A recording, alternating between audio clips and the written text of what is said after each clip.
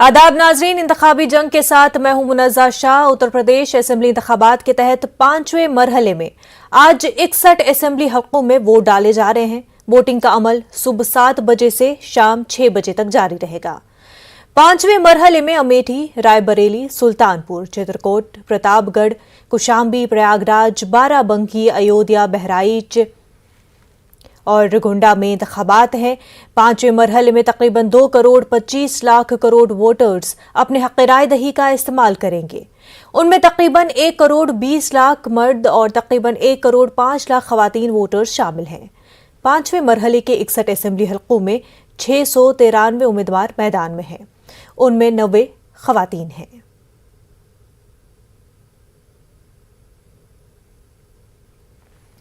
तो उत्तर प्रदेश असेंबली इंतखाबात का 5वां मरहला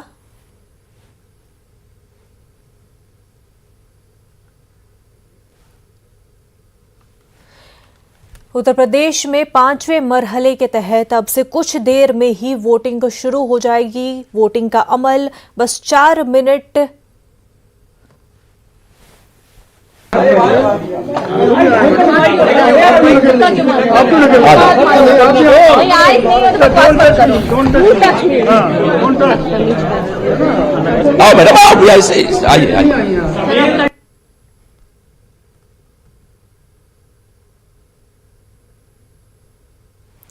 तो वोटिंग का अमल बस अब से कुछ देर में ही शुरू हो जाएगा। 3 मिनट में वोटिंग का अमल जो है वो शुरू हो जाएगा। आपको बता दें सुबह 7 बजे से 6 बजे तक वोटिंग होनी है। 5वें मरहले के तहत उत्तर प्रदेश में पोलिंग होनी है। तमाम तर पार्टियों का ये दावा है कि पिछले 4 फेजेस में उन्होंने बेहतरीन कारकर्दगी दिखाई है और आने वाले दिनों में साफ हो जाएगा कि किस की पार्टी ने वाकई कमाल कर दिखाया है, लोगों ने किसके वादों पर भरोसा किया है और किन के जो काम है उनको पसंद किया है, किसके जो दावे हैं उस पर यकीन किया है अवाम ने, वो 10 मार्च को साफ हो जाएगा। लेकिन आज जो है वोटिंग का दिन है, लोग अपने हक का इस्तेमाल करेंगे और बस अब से कुछ देर में ही पोलिंग बूथ पर लोग जो है नजर आएंगे। और सुबह सवेरे ही सबसे पहले जो काम है वो ये कि एक रिस्पॉन्सिबल सिटीजन के नाते अपने हक़ राय दही का इस्तेमाल करें, अपना वोट कास्ट करें। नाश्ते से भी पहले अपना वोट कास्ट करना, ये एक रिस्पॉन्सिबल सिटीजन की निशानी है। तो बस सबसे कुछ देर में ही लोग जो है पोलिंग बूथ का रुख करेंगे और अपने हक़ राय दही का इस्तेमाल करेंगे। जश्न का माहौल रहता है वोटिंग में, क्योंकि ये वो दिन होता है जहां पर अवाम अपना पावर दिखाते हैं। यानी कि ये वो दिन है जब लोग बताते हैं कि असल में उनके पास ये ताकत है कि किसके पास कुर्सी आएगी, यानी कि कौन हुकूमत बनाएगा, कौन किसको मौका मिलेगा कि वो लोगों की खिदमत कर सके, लोगों की सर्विसेज में काम आ सके। ये एक वो दिन है जब याद दिलाया जाता है पॉलिटिशियंस को कि उनको लोगों की सर्विस के लिए चुना जाता है। हुक्मरानी एक चीज़ है लेकिन लोगों को की सर्विसेज के लिए चुना जाता है। ऐसे में हम ये भी देखते हैं कि कई जगहों पर लोग जो काफ़ी नाराज़ होते हैं कि अगर उनके काम नहीं हुए होते हैं, उन्होंने 5 साल तक परेशानियों का सामना किया होता है और उन की जो मुश्किलात है वो किसी ने सुनी नहीं होती है, तो ये एक मौका वो भी होता है जब वो अपनी बात रखते हैं, क्योंकि इसी मौके पर उनकी बात सुनी भी जाती है। तो वो अपनी मांग रखते हैं और लोगों को, पॉलिटिशियंस को, इंतज़ामिया को उनके पास आना ही पड़ता है, उनकी बात सुननी ही पड़ती है। तो ये एक खासियत है आज के दिन की, पोलिंग के दिन की ये एक ताकत है जो कि अवाम के पास रहती है कि लोगों को ये मौका मिलता है कि वो अपनी बात सुनाएं और जो हुकूमत में बैठे लोग होते हैं उनको सुनना ही पड़ता है। उनको ये याद दिलाना पड़ता है कि वो किस वजह से हुकूमत में है, उनको क्यों ये ताकत दी गई है और किसने दी है। सबसे बढ़कर ये ताकत किसने दी है और किन्होंने उनको इस मकाम पर पहुंचाया है। और इस वजह से ही लोगों को भी ये समझना काफ़ी इम्पॉर्टेंट हो जाता है, अहम हो जाता है कि वो समझे कि उनके वोट का कितना असर पड़ता है, उनके वोट की क्या कुछ अहमियत है। तो ये ना समझे कि हमारे एक वोट देने से क्या फ़र्क पड़ जाएगा। फ़र्क बहुत पड़ता है। आपका वोट बहुत कीमती है, उसको सही तरीके से इस्तेमाल करें, सोच समझ कर अपना कैंडिडेट चुने, सोच समझ कर कि आप किस पार्टी को जिताना चाहते हैं, किस कैंडिडेट को अपने काम के लिए जिताना चाहते हैं। तो ये बहुत इंपॉर्टेंट है कि आप समझें कि आपके वोट की बहुत अहमियत है। और आप जब अपना वोट कास्ट करते हैं तो ये सोच के न करें कि इससे क्या ही फ़र्क पड़ जाएगा, इससे बहुत फ़र्क पड़ता है। क्योंकि अक्सर ये भी देखा जाता है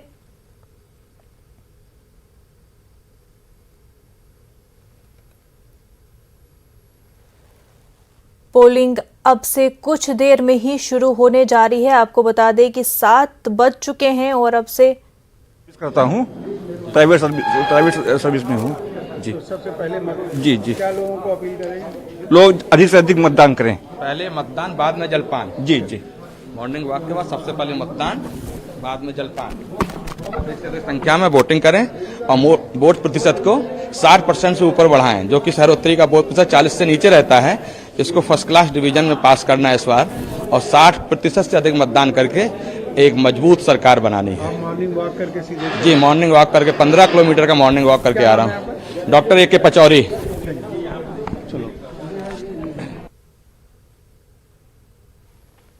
तो वोट करें और घरों से बाहर निकले, जलपान से भी पहले वोटिंग ज़रूरी है। अपने वोट की अहमियत को समझे और इस बार जो है वोटिंग परसेंटेज बहुत ही अच्छा होना चाहिए, इस बात की उम्मीद की जा रही है। तो आगे बढ़ने से पहले इस वक्त की ताज़ा खबरों पर नजर डालते हैं।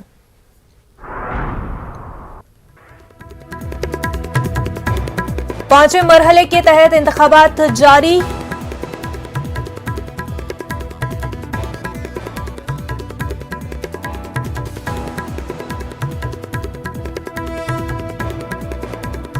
तो उत्तर प्रदेश में 5वें मरहले के तहत पोलिंग शुरू। 12 अजला की 61 सीटों पर वोटिंग का आगाज।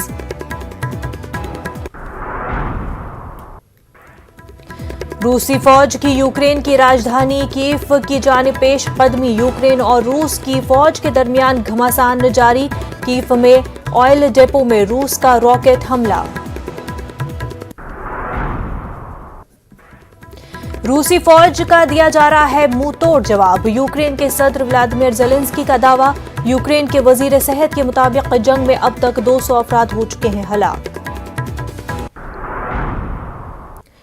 रूस पर मजीद पाबंदियां की जा सकती हैं आयद। यूरोपीय यूनियन का आज इजलास। रूस पर मजीद पाबंदियां आयद करने पर किया जाएगा गौर खौज। यूक्रेन में फंसे 250 हिंदुस्तानी शहरियों की बहिफाजत वतन वापसी। दिल्ली के हवाई अड्डे पर हिंदुस्तानी शहरियों का खैर मकदम किया गया।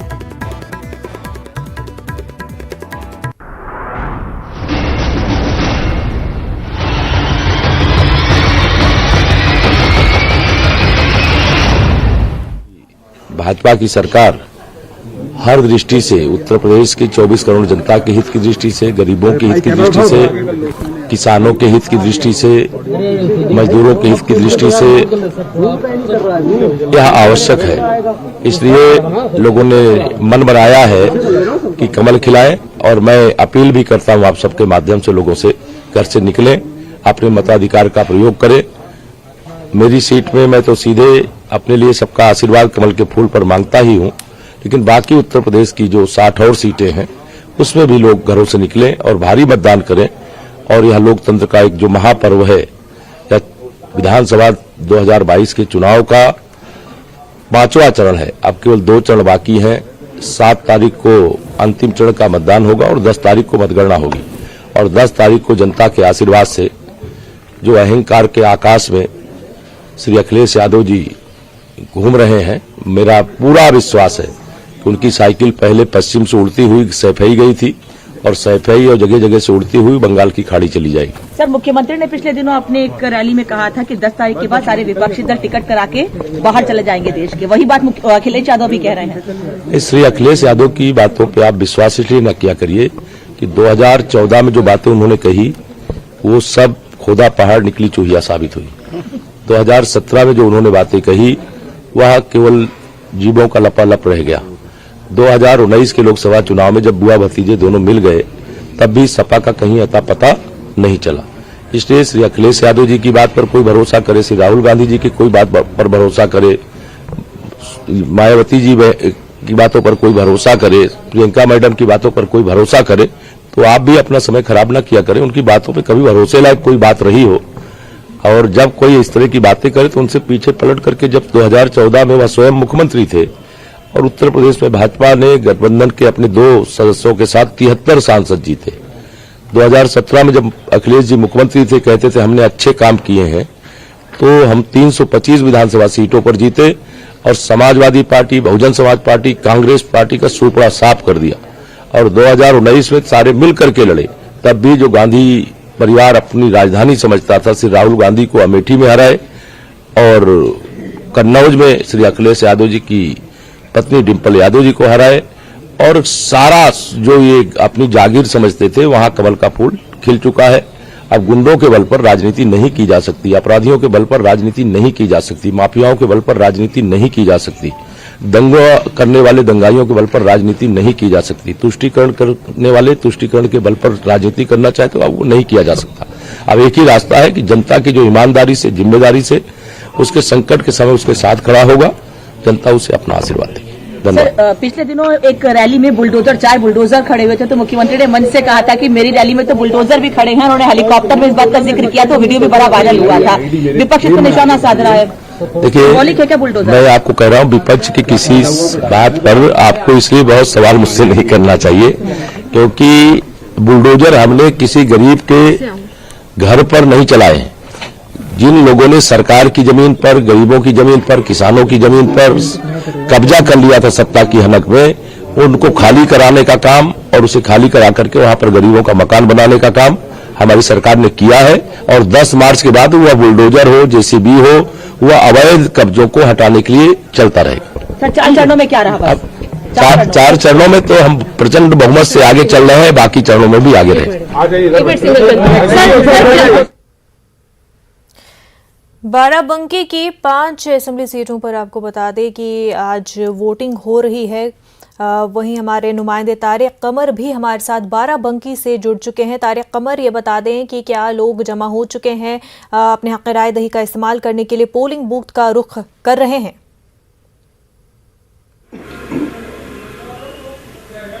हाँ मुनज़्ज़ा, इस वक्त बाराबंकी में मौजूद हैं। मोहल्ला कटरा और इसके करीब ही जो पीछे का हिस्सा है वो बारादरी कहलाता है।